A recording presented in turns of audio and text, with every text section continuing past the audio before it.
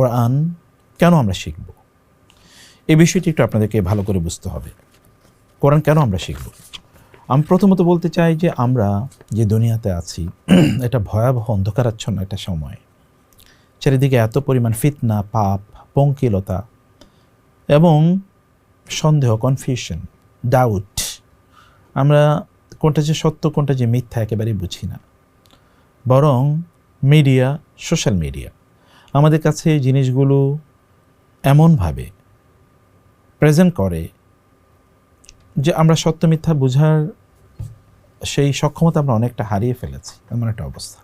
আবার আমরা এত পরিমাণ তথ্য প্রবাহের মধ্যে থাকি যে কোনটা আমাদের জন্য জরুরি কোনটা জরুরি এটা আমরা বুঝি না। এত পরিমাণ জ্ঞান চারিদিকে ভাসতে থাকে যে কোনটা আমাদের জন্য উপকারী কোনটা অপকারী সেটা আমরা বুঝি না। অথচ দেখেন, এখন থেকে 1500 বছর আগে রাসূলুল্লাহ সাল্লাল্লাহু আলাইহি ওয়াসাল্লাম আল্লাহর কাছে দোয়া করেছেন, আল্লাহুম্মা ইন্নী আসআলুকা ইলমান নাফিআ। ভালো করে শুনবেন আজকের কথাগুলো। রাসূলুল্লাহ সাল্লাল্লাহু আল্লাহকে বলেছেন, হে আল্লাহ, আমি তোমার কাছে উপকারী জ্ঞান চাই। এবং তিনি আল্লাহর কাছে আশ্রয় চেয়েছেন অপকারী জ্ঞান থেকে, অথবা যে জ্ঞান কোনো উপকার করবে না। এটা আপনি এমনি শিখছেন, কেন শিখেছেন আপনি জানেন না, আপনার কোনো কাজে লাগে না, না দুনিয়ার না আখিরাতের। যেমন এখন আমরা ধরুন স্কুল, কলেজ, ইউনিভার্সিটি থেকে কত পরিমাণ ডিগ্রি নেই, কিন্তু এটা কোনটা কাজে লাগে বা কতটুকু কাজে লাগে? খুব বেশি না। কিন্তু এর বাইরেও কেবল এই কথিত কিছু বই পড়ার মধ্যেই কি জ্ঞান সীমাবদ্ধ? না। আল্লাহ রাসূল সাল্লাল্লাহু আলাইহি ওয়াসাল্লাম নবীজি এ কারণে আল্লাহর কাছে আশ্রয় চেয়েছেন, আল্লাহুম্মা ইন্নী আউযুবিকা মিন ইলমিন লা ইয়ানফা। আল্লাহ, আমি আপনার কাছে এমন জ্ঞান থেকে আশ্রয় চাই যে জ্ঞান আমার কোনো কাজে লাগবে না। এই জ্ঞান আপনি আমাকে দিয়েন না। আল্লাহু আকবার।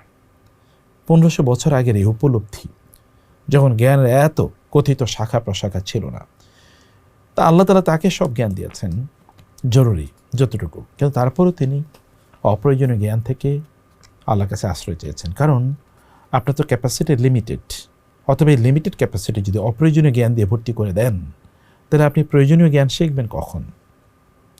আর মূল জ্ঞান তো তাই, যেটা আপনাকে আমাকে অন্ধকার থেকে আলোর পথে নিয়ে আসে। কিতাবুন আনজালনাহু ইলাইকা, আল্লাহ তাআলা বলেছেন, কিতাবুন আনজালনাহু ইলাইকা লিতুখরিজান নাসা মিনাজ যুলুমাতি ইলান নূর।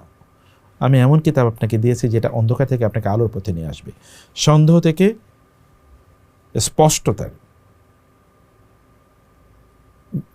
অবস্থায় আপনাকে নিয়ে আসবে।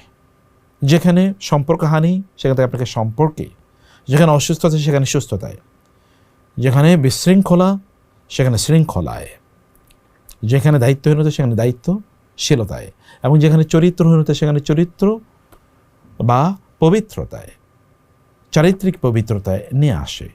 সেটার কাছে সেই জ্ঞানই তো আমাদেরকে অর্জন করতে হবে, তাই না?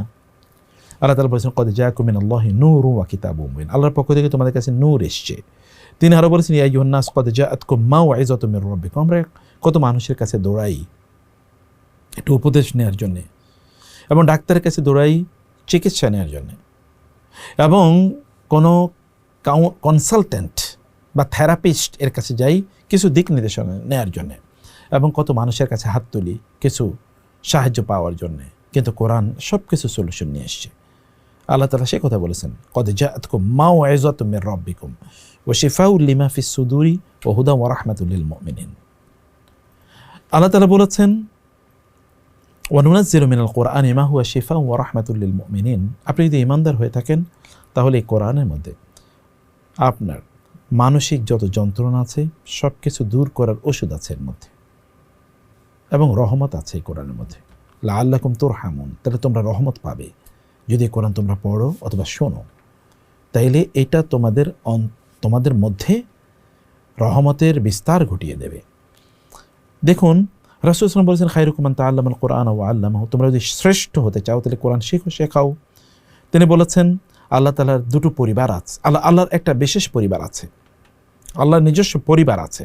এই পরিবার কারা? আল্লাহর পরিবারের সদস্য যারা কোরআন পড়ে, যারা কোরআনের সাথে সম্পর্ক বিল্ড আপ করেছে।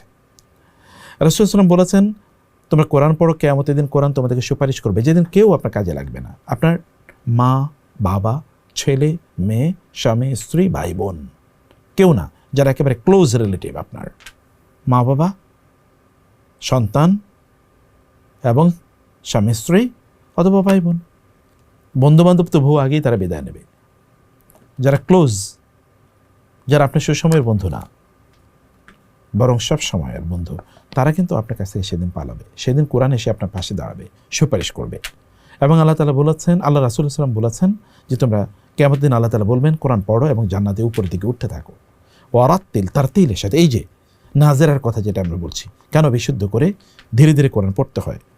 আল্লাহ রাসূল বলেছেন কেউ যদি কোরআন পড়ে তাহলে আল্লাহ তাআলা কোরআনের কারণে তার সম্মান মর্যাদা বাড়িয়ে দেন। নেতৃত্ব আল্লাহ তাআলা তাকে প্রদান করেন, সম্মান মর্যাদা আল্লাহ তাআলা তাকে প্রদান করেন।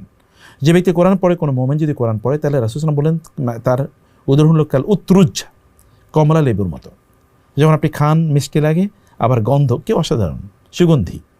আবার কোনো মোমেন যে কোরআন পড়ে না, তার উদাহরণ হলো খেজুরের মতো, কোনো গন্ধ নেই কিন্তু মজা আছে। আর কোনো মোনাফিক যদি কোরআন পড়ে, আবার কোনো মোনাফিক যদি কোরআন না পড়ে, তাহলে তাদের উদাহরণ রাসূল সাল্লাল্লাহু আলাইহি ওয়াসাল্লাম এখানে আমাদেরকে প্রদান করেছেন। আল্লাহ রাসূল সাল্লাল্লাহু আলাইহি ওয়াসাল্লাম বলেছেন যে ব্যক্তি কোরআন এর একটা হরফ পড়ে সে তার জন্য 10টা নেকি পাবে।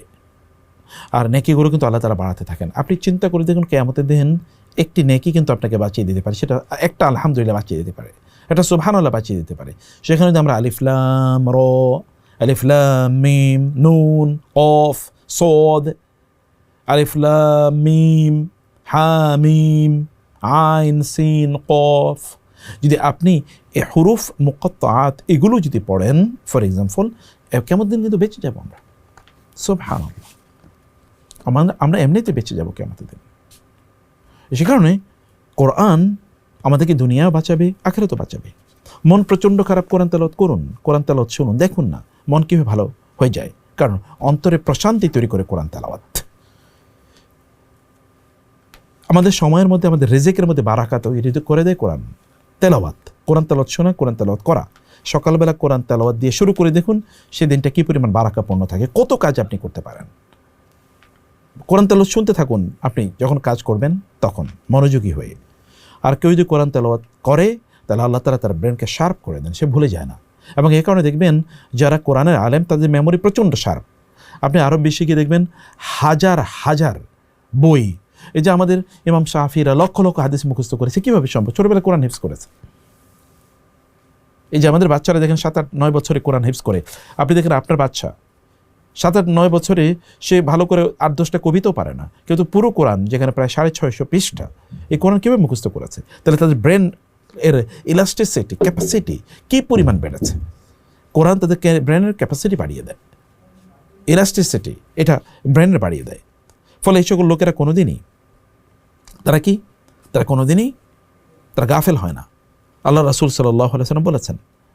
এবং যে ব্যক্তির অন্তরে কোরআন নাই, সেটা হচ্ছে একটা বিরান ভূমির মতো, সেখানে শয়তানের বসবাস থাকে, দুষ্ট জিন এবং খারাপ জিনিস, চিন্তা চেতনা সেখানে বসবাস করে।